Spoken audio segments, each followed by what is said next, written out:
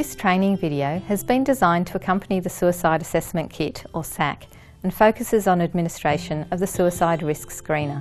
After explaining the purpose of the Suicide Risk Screener, 3 role plays will be presented to demonstrate what a low, moderate and high risk client might look like. The role plays are not intended to model a counselling session. After each of the role plays, an explanation for the assigned risk rating will be given and a response or action plan will be suggested. The purpose of the Suicide Risk Screener is to ascertain the client's level of suicide risk and to assist in determining what intervention and management strategies are necessary. In addition to giving structure to the assessment process, it's anticipated that the screener will also be useful in communicating the client's risk to external services. The Suicide Screener is a 1-page document with 11 items, so it's relatively brief and easily administered at set time points in treatment, for instance on admission and discharge, but can also be used when a staff member becomes concerned about a client due to a change in mood or the presence of warning signs.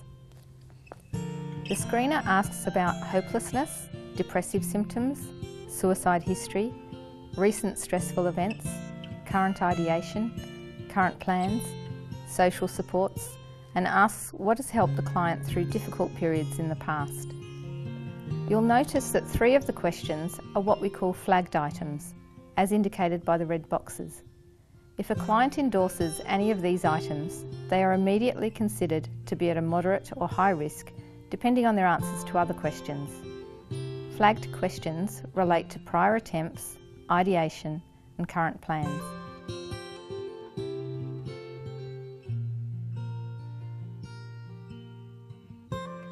And to determine the client's level of risk. It should be noted that if a client presents in any of the following ways: agitated, disoriented or confused, delusional or hallucinating, intoxicated or self-harming, and the client is also expressing thoughts of suicide, their risk level is automatically deemed to be high. The table on the flip side of the screener is a modified version of the one in the New South Wales Health Guidelines. You'll notice that there is not a no risk category, as all drug users in treatment would be deemed to have some degree of risk. There is also a list of suggested responses depending on the risk level identified. Let's now look at the first of our role plays. Mark's responses will generate a risk rating in the low range. We suggest that you complete the Suicide Risk Screener while watching the video, then pause the video and try to determine for yourself why the risk level is deemed to be low. Mark, I just need to ask you a few questions about how you've been feeling lately, if that's okay. These are questions that we ask everybody on entry into treatment. They're fairly detailed questions, but it's just the best way I have of getting as much information as I can to work out how best to help you. Is that okay? Yeah, that's fine. Yeah. So, Mark, in the past 4 weeks, did you feel so sad that nothing could cheer you up? Would you say you felt like that all of the time, most of the time, some of the time, a little of the time, none of the time? A little of the time I've felt little like of the that. time. And in the past 4 weeks, how often did you feel no hope for the future? Again, would you say all the time, most of the time, some of the time, a little of the time, none of the time? Some of the time. Some of the time. And in the past 4 weeks, how often did you feel intense shame or guilt? Again, all the time, most of the time, some of the time, a little of the time, none of the time? I haven't really felt like that. So none of the time? No. And in the past 4 weeks, how often did you feel worthless? Would you say you felt like that all the time, most of the time, some of the time, a little of the time, none of the time? Some of the time. I mean, it's been a bit stressful coming in. It's one of the reasons I came to treatment. That's understandable. Yeah. And have you ever tried to kill yourself, Mark? No. I've felt bad in the past, but no, never that. Okay. And have you gone through any upsetting events recently? Not really. I mean, I've come into treatment, but because my habit was getting out of hand. But I think that's a positive thing. Definitely. Yeah. So nothing major. Okay. And have things been so bad lately that you thought about killing yourself? No. And do you have any friends or family members you can confide in if you have a serious problem? I've got a sister that I'm quite close to. And how often would you be in contact with your sister? Every week or so. Okay, yeah. And Mark, what's helped you through difficult times in the past? Well, I've got 2 children, so I've tried to get my act together for my kids, for their sake. Yeah. So, that's important to me. Yeah, great. Okay. Well, thank you very much for answering those questions, Mark. What I'd like to do now is talk through some strategies that you might find helpful if things ever become overwhelming for you in the future. Mm-hmm. They're just strategies we talk to everybody about. Is that okay? Yeah, that's fine. That'd be helpful. Great. Okay, thank you.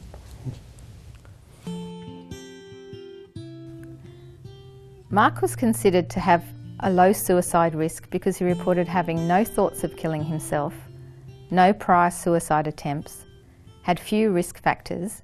In Mark's case, these were being a drug user in treatment and experiencing feelings of hopelessness and worthlessness some of the time in the past month. Mark also had identifiable protective factors in the form of a sister he could talk to about his problems and having children that he wanted to live for. There was no evidence of agitation, disorientation, delusional thinking, intoxication or self-harm. The appropriate treatment response in Mark's case would be to continue to monitor and review his risk status regularly throughout treatment. This is because suicide risk can change over time. It's also important to identify potential supports that Mark could use if he becomes distressed by suicidal thoughts in the future, and to provide him with the relevant contact details. This could include numbers for Lifeline and local treatment services. Risk assessment should always be done in consultation with a colleague or supervisor, and the policies and procedures for your service should outline the appropriate consultation process for your treatment agency. It would also be appropriate to introduce Mark to the idea of a safety plan and keep safe strategies that he could use should he start to feel suicidal in the future. Examples of these can be found in the Suicide Assessment Kit.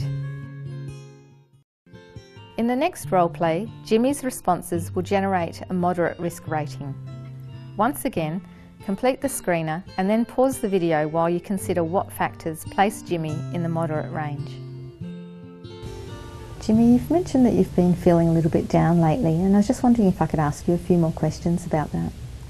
Yeah, sure. Okay, these questions are fairly detailed, but it's just the best way I have of getting as much information as possible so that I can work out the best way of helping you. So that's okay? Yeah. In the past 4 weeks, did you feel so sad that nothing could cheer you up? Would you say you felt like that all of the time, most of the time, some of the time, a little of the time, none of the time? Some of the time. Some of the time. And in the past 4 weeks, how often did you feel no hope for the future? All the time, most of the time, some of the time, a little of the time, none of the time? Some of the time I felt like that. Yeah.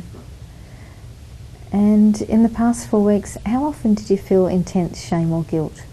Again, all the time, most of the time, some of the time, a little of the time, none of the time?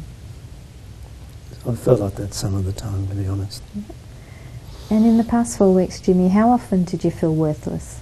All the time, most of the time, some of the time, a little of the time, none of the time? I've sometimes felt like that I was worth nothing. Okay, yeah. And have you ever tried to kill yourself, Jimmy? Yeah, I did. I did. Yeah. And how many times have you attempted? It was just the once. And how long ago was that? 5 years, 5 years or so, ago. Yeah. And has anything changed for you since then, Jimmy? Well, as a result of that, I saw a psychiatrist and they put me on antidepressants, which has helped a little bit. Yeah. Okay. And have you gone through any upsetting events recently? I lost my dad about 6 months ago. Oh, I'm really sorry to hear that. Yeah, well, what do you do? Yeah, it's not good. Okay. And so have things been so bad lately that you've thought about killing yourself?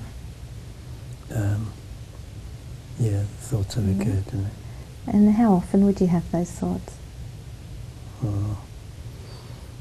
once a month or so. Okay.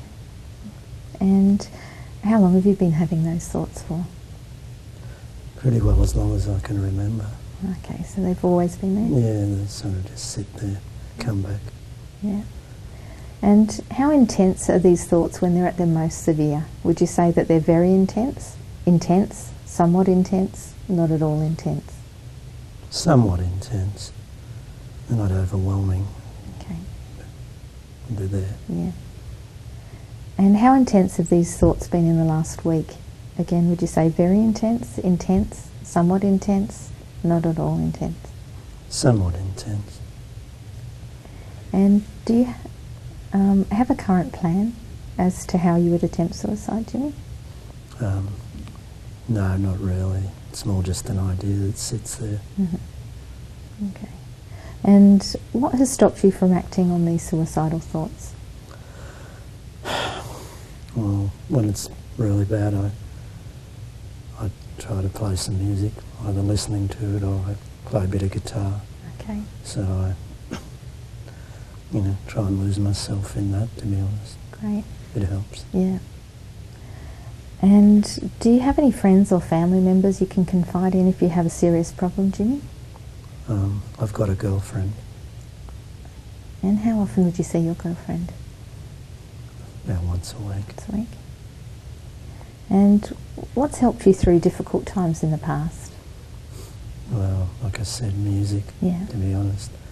When it's really bad, I just play. Yeah, well, it's great to Play have for that. hours. Yeah. It helps. Excellent.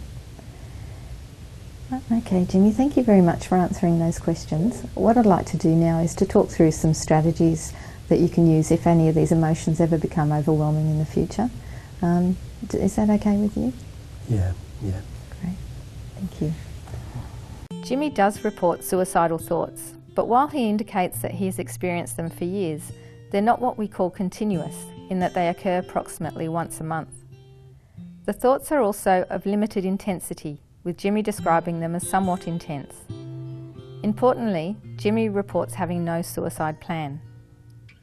While Jimmy has some risk factors, such as a prior suicide attempt, the recent loss of a loved one, and some feelings of sadness, hopelessness, shame and worthlessness, he also has protective factors.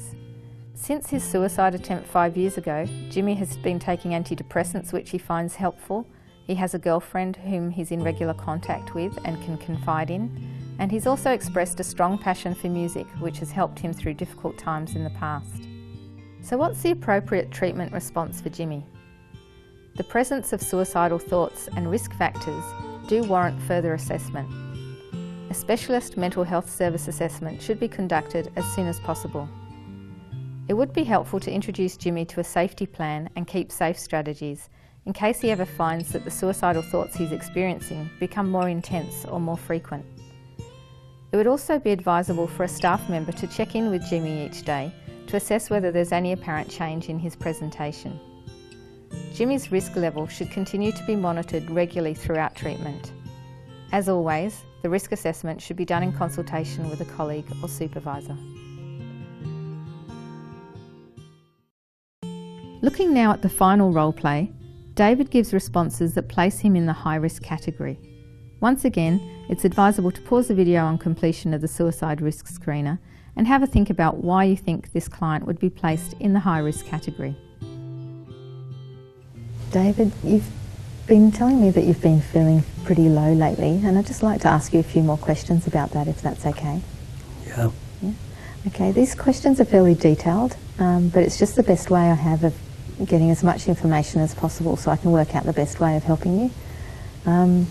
So in the past 4 weeks, did you feel so sad that nothing could cheer you up? Would you say you felt like that all of the time, most of the time, some of the time, a little of the time, none of the time? All of the time. And in the past 4 weeks, how often did you feel no hope for the future? All the time, most of the time, some of the time, a little of the time, none of the time? Always feel that. Okay.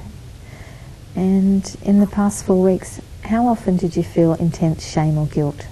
All of the time, most of the time, some of the time, a little of the time, none of the time? Most. Most of the time. And in the past 4 weeks, how often did you feel worthless? Again, all the time, most of the time, some of the time, a little of the time, none of the time? I always feel like that. Okay. And have you ever tried to kill yourself, David? Yeah. And how many times have you tried to kill yourself? Twice. Okay. And how long ago was the last attempt? It's about 3 months ago. Okay. And have things changed since then? No. No. Okay. And have you gone through any upsetting events recently? About 4 months ago, I lost custody of my kids because of my habit. Okay. That sounds like a really difficult Well, I found time it you're going upsetting, through. Yeah. And have things been so bad lately that you thought about killing yourself? Yeah. And how often have you had thoughts of suicide? Every day. Okay. And how long have you been having these thoughts for? As long as I can remember. So always? Yeah. And how intense are these thoughts when they're at the most severe? Would you say they're very intense, somewhat intense, not at all intense? They're pretty bad, they're very intense when they're at intense. their worst. Yeah. And how intense have these thoughts been in the last week? Would you say very intense, somewhat intense, not at all intense? Intense. Intense. And do you have a current plan for how you'd attempt suicide? I've always thought I'd hang myself. And where would this occur? There's a place in one of the national parks that I would go to because I don't want to be found. Okay. That sounds like you've thought about this quite a bit. Yeah. And how likely are you to act on this plan in the near future? Would you say very likely, likely, unlikely, very unlikely? If nothing changes, it's likely. Okay. And David, what has stopped you acting on these suicidal thoughts? Well, I've got kids, but, you know, I worry about what they would feel, but it hasn't always stopped me. Okay, yeah, that's important to keep in mind, isn't it? Yeah, so they say. And do you have any friends or family members you can talk to or confide in if you have a serious problem? No. And what's helped you through difficult times in the past? Getting out of it. Drugs. Yeah. Just getting smashed. Okay. Well, thank you very much for answering those questions, David. What I'd like to do now is to talk through some strategies to help keep you safe and to help you cope with some of those very difficult emotions that you're dealing with at the moment. Is that okay? Sure. Yeah. Okay. David was considered a high suicide risk because he reported frequent, intense and enduring suicidal thoughts. He had a clear suicide plan, which involved hanging himself in the national park, and he indicated that he was likely to act on these plans in the near future if nothing changed. David reported 2 prior suicide attempts and indicated that nothing had changed since the last attempt 3 months ago. Risk factors for David included losing custody of his children, low mood, feelings of shame, worthlessness and hopelessness, and David has no obvious protective factors, reporting that he had no family or friends that he could confide in, and that the 2 things that had helped him through in the past, namely his kids and his drug use, have been taken away from him. So what is the appropriate treatment response for David? David has indicated that he has a clear suicide plan and that he's likely to act on it in the near future if things don't change. A more thorough specialist assessment is clearly needed, and this should occur the same day. This assessment may be conducted within your service if appropriately trained staff are available, or external to your service, perhaps through the local mental health crisis team. Your treatment agency should have a documented policy and procedures manual which clearly outlines the appropriate referral process. Support should be put in place to ensure that David is not left alone and that he does not have access to means. If, following a specialist assessment, David's care continues to be managed at your service, a safety plan and keep safe strategies should be used. As with the management of all suicide risk, staff should always consult with colleagues and supervisors for guidance and support. In conclusion, suicide risk assessment is an ongoing process that occurs throughout treatment. Services need to have clearly documented policies and procedures for staff to follow in assessing and managing suicide risk. And lastly, suicide risk assessment should always be done in consultation with a colleague or supervisor. For further information about use of the Suicide Risk Screener or for additional resources relating to the assessment and management of suicide risk, please refer to the Complete Suicide Risk Assessment Kit available from the National Drug and Alcohol Research Centre website.